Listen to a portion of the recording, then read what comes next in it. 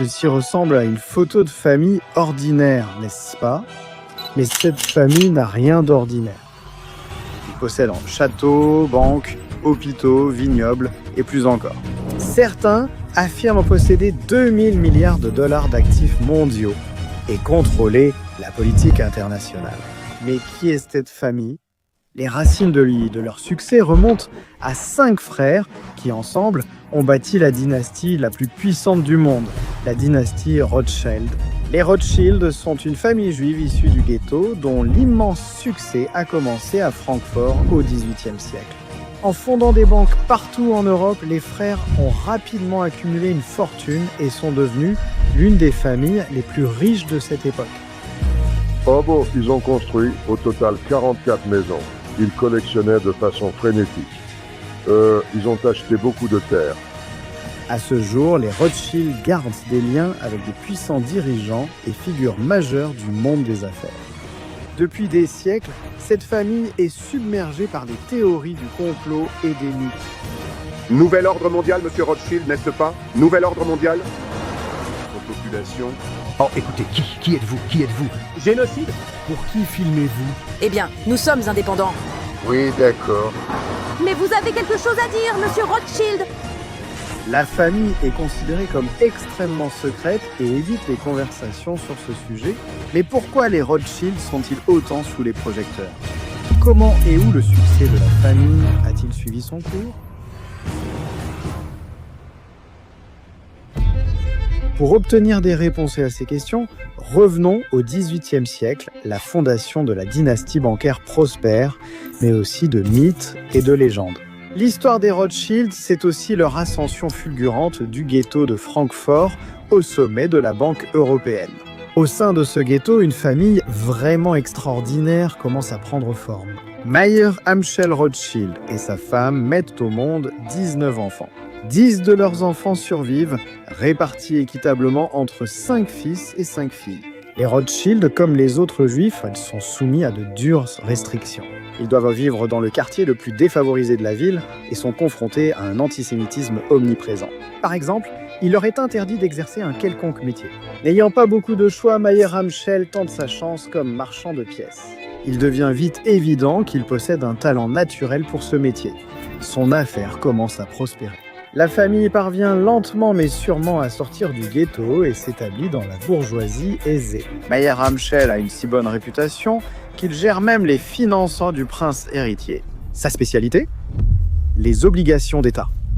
Mayer Amschel Rothschild vend des obligations d'État, qui sont ensuite généralement achetées par des citoyens fortunés et accordant ainsi un prêt au pays concerné. Les gouvernements peuvent maintenant utiliser cet argent pour des guerres ou investir dans l'économie. Les acheteurs reçoivent un paiement d'intérêt fixe chaque année et récupèrent leur argent à la fin de la période. Il transmet ce savoir à ses fils qui entrent progressivement dans l'entreprise. Parmi ces figures montantes se trouve le troisième fils, Nathan. Son père a un plan spécial pour lui qui jettera les bases de la future dynastie Rothschild. Il envoie Nathan en Angleterre, une décision qu'il ne regrettera jamais. Équipé d'une immense quantité de connaissances et de capitaux provenant du prince, à Londres, Nathan a marqué l'histoire en fondant la première banque Rothschild hors d'Allemagne. Nathan n'est pas seul dans la construction de son empire. Il partage son ambition avec ses 4 frères, aussi déterminés que lui. Ensemble, ils ne veulent pas simplement poursuivre le succès de leur père, mais l'amener à des sommets jamais atteints auparavant. L'idée de fonder un réseau bancaire européen est née. À ce stade, les frères ne savent pas que cette idée les rendra plus tard fabuleusement riches. Suivant les traces de Nathan, son frère Jacob fonde la prochaine banque Rothschild dans la ville de Paris. 1 an plus tard, le père meurt. Le fils aîné, Amschel Mayer, prend la direction de la banque de Francfort. 3 ans plus tard, le deuxième fils, Salomon, fonde une autre banque à Vienne, et enfin, Kallmann en crée une à Naples. Désormais, les frères occupent 5 grandes métropoles européennes. Bien qu'ils soient géographiquement éloignés, ils agissent toujours comme une seule entité. Ils regroupent leurs actifs pour plus de puissance financière. Si l'un des frères rencontre des difficultés financières, les autres viennent en aide. Cette nouvelle approche collaborative de la banque commence à porter ses fruits et propulse la famille Rothschild vers une ère où leur influence devient légendaire. Leur banque devient la plus grande d'Europe, dominant le marché international des obligations et finançant plusieurs gouvernements en temps de crise. En fait, la banque Rothschild et compagnie existe encore aujourd'hui et est l'une des plus grandes institutions financières indépendantes au monde. Vous pensiez que leur succès s'arrêtait ici? Il ne fait que commencer. Ce succès économique a fait des Rothschild une cible de la propagande, même à l'époque. Peu impressionnés par les voix et la haine, les frères continuent leurs affaires et leur succès également. Dans une longue lignée d'hommes d'affaires rusés de la famille Rothschild, Nathan est peut-être l'un des plus influents pour le destin de la dynastie. Pendant la guerre de 1813 contre la France, Nathan finance presque à lui seul l'effort de guerre britannique. Lorsque le général Wellington manque d'or pour payer ses soldats, le trésor anglais se tourne alors vers lui. Pour Nathan, cela représente une véritable occasion en or d'établir sa réputation de banquier digne de confiance. Il réussit à approvisionner les troupes anglaises en or et tire d'importants bénéfices de l'affaire. Un facteur clé qui distingue les Rothschild est leur capacité à exploiter efficacement leur vaste réseau. Ils communiquent régulièrement en écriture hébraïque et échangent des informations presque quotidiennement. Un réseau dense d'agents livre leurs lettres plus rapidement que quiconque. Avant Twitter, enfin X, l'information circulait lentement et la proximité des Rothschild avec gouvernement et diplomates leur donnait un net avantage. Ils obtiennent souvent des informations privilégiées précieuses et les utilisent à leur avantage, notamment pour anticiper les prix des obligations. Ils partagent ces informations précieuses avec toute la famille pour en tirer profit. Un système sophistiqué. C'est aussi la raison pour laquelle Nathan reçoit la nouvelle de la victoire de Wellington contre Napoléon un jour entier, avant les messagers officiels du gouvernement. Contrairement à la croyance populaire, sa première action n'est pas d'exploiter l'avantage de l'information pour un profit immédiat et d'humilier le gouvernement. Au lieu de cela, son coursier partage immédiatement la nouvelle avec le public. Et cela ne veut pas dire que les Rothschild ne gagnent pas aussi de l'argent. En fait, c'était le début de l'une des opérations les plus lucratives de l'histoire des Rothschild. Nathan comprend que lorsque la nouvelle de la victoire se répandrait, le gouvernement emprunterait moins d'argent parce que la guerre touchait à sa fin. Cela augmenterait la valeur des obligations du gouvernement britannique. Alors, même si elles étaient chères à ce moment-là, il achète beaucoup de ces obligations.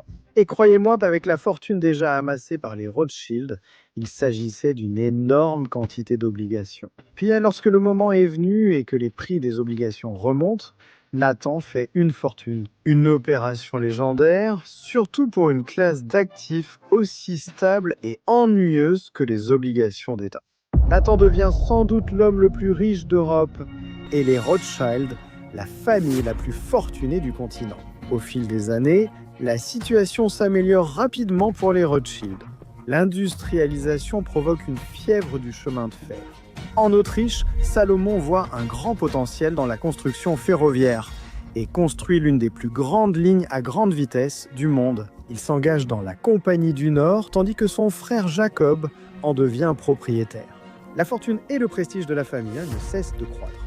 Finalement, les 5 familles Rothschild deviennent si puissantes qu'elles pourraient remplir le rôle joué aujourd'hui par le Fonds monétaire international.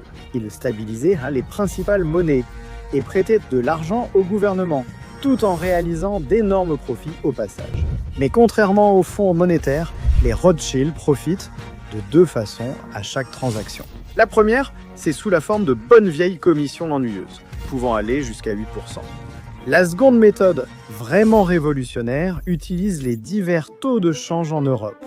Grâce à leur système de communication, ils achètent des obligations et devises dans une ville pour les revendre aussitôt ailleurs et réaliser un profit. Ils inventent essentiellement le trading d'arbitrage à grande échelle, ce qui leur permet de réaliser des rendements incroyables car, contrairement à tout autre commerce, il n'y a aucun risque impliqué. En 1830, ils accumulent environ 4 millions de livres, soit plus de 10 fois la somme de leurs plus grands concurrents. La famille a le pouvoir de décider des prêts accordés à des pays entiers et par conséquent du destin des nations. Alors que la Révolution fait rage en France et qu'une nouvelle guerre semble poindre à l'horizon, Gütel Rothschild, la mère de la dynastie Rothschild, ne perd pas le sommeil pour autant. Elle déclare célèbrement « Il n'y aura pas de guerre en Europe parce que mes fils ne fourniront pas d'argent pour cela ». Bien que techniquement les 5 frères détiennent une part et un pouvoir égaux au sein de l'entreprise, le bureau de Nathan Rothschild à Londres se distingue comme étant le plus lucratif et le plus influent. Il ne dirige pas seulement la famille, mais il est également considéré comme la pierre angulaire de l'ensemble du système financier. À tel point que, des semaines avant sa mort, les marchés chutent déjà, car cet événement annonce des changements soudains pour l'Europe. Au cœur de ce moment charnière, dans l'héritage des Rothschild, la famille consolide sa revendication du pouvoir. Ils accompagnent également et profitent énormément de nombreux événements historiques du XIXe siècle, allant d'une participation minoritaire dans le canal de Suez au financement du premier puits de pétrole dans l'Ancien Monde. Un expert des dynasties est choqué par leur pouvoir toujours existant. Je crois vraiment qu'il y a un talent particulier dans cette famille, et une capacité à survivre ainsi qu'un sens de la famille qui dépasse tous les autres. Je veux dire, si vous regardez toutes les dynasties financières du monde, on les voit tout le temps monter et tomber en une seule génération. Ils sont uniques et ont quelque chose de spécial. L'une de leurs croyances fondamentales était d'empêcher l'influence d'étrangers sur l'entreprise. La solution ? Que les membres de la famille se marient sélectivement entre eux. Cette philosophie d'écarter les étrangers des affaires fut inscrite dans le testament de Mayer Amschel avant sa mort. Cette stratégie a un autre objectif. Dans notre famille, nous avons toujours essayé de garder l'amour au sein de la famille.